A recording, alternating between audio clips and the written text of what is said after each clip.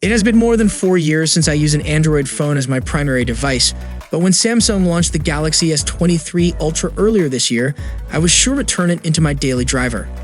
I have been using the Galaxy S23 Ultra as my primary phone for nearly 4 months now and absolutely love the experience it delivers. But I should accept that being an iPhone user for years, I did face some issues with the user interface initially, but eventually got used to One UI. Now, in absolutely no point in time did the phone lag, also be it the camera, the performance, or the battery life, the S23 Ultra ticks all the right boxes. But the question is it worth the price? Samsung officially killed its Note series last year, and that gave birth to the new Ultra design with S Pen support.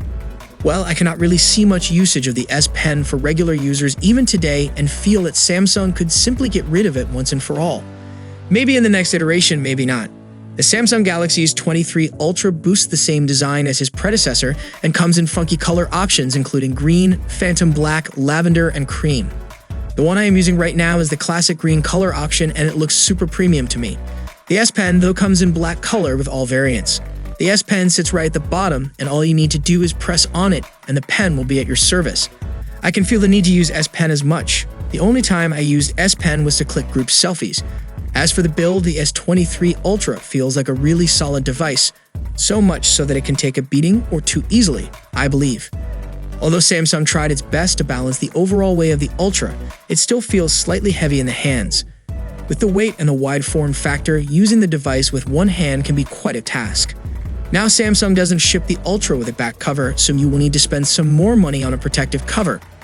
Now, as I already said, one needs to use the phone with both hands, especially people like me with smaller hands. As for performance, the Ultra offers a great viewing experience.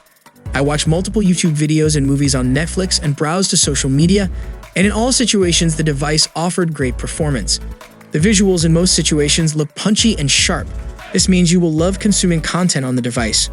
Another good thing is that even under harsh sunlight around 70% brightness works very well and the screen looks quite bright. The Galaxy S22 Ultra camera is fantastic, but the one on the latest S23 Ultra is even better. Coming straight to the camera performance, the device clicks fantastic photos in almost all lighting conditions. In good light, the smartphone clicks photos with outstanding details and real-light colors. There are various camera modes that you can switch between, but I usually click photos without turning on any of the filters or modes.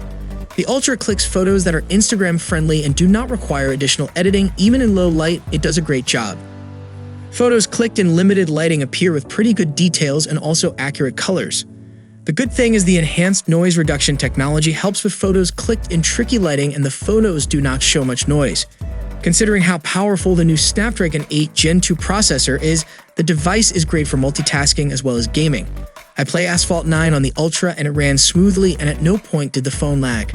However, long gaming sessions heat up the phone sometimes, but it also cooled down pretty quickly. Be it switching between apps while scrolling mindlessly through social media platforms like Instagram or Twitter, the device doesn't lag at any point in time. The Ultra also comes with improved speakers when compared to its predecessor. Software-wise, the smartphone runs on Samsung's One UI 5.1 skin based on Android 13, which is pretty easy to use and doesn't come with unwanted ads or bloatware. There are a couple of third-party apps that the phone comes installed with some apps which can be removed if needed. Just like the performance, the battery life of the Ultra delivers is excellent. After using the device for about 4 months, I can say that it is one of the most complete Android devices out there in the market right now. So if you're willing to spend on a smartphone, the Samsung Galaxy S23 Ultra is definitely the one for you. When compared to its predecessor, it's not a very big upgrade in the design department, but in all other aspects, the device brings massive upgrades. A smartphone clicks fantastic photos in almost all lighting conditions and also offers buttery smooth performance and handles multitasking very well. One of the most impressive aspects of the device is the battery life. Overall, I believe it is a fantastic device in every aspect if you have the money to spend on it. So how do you like the latest S23 lineup? Share your valuable experience in the comments section below. And if you guys enjoyed the video, then a sub to the channel will be massive and I'll see you guys in the next one. See you for the next time. Peace out.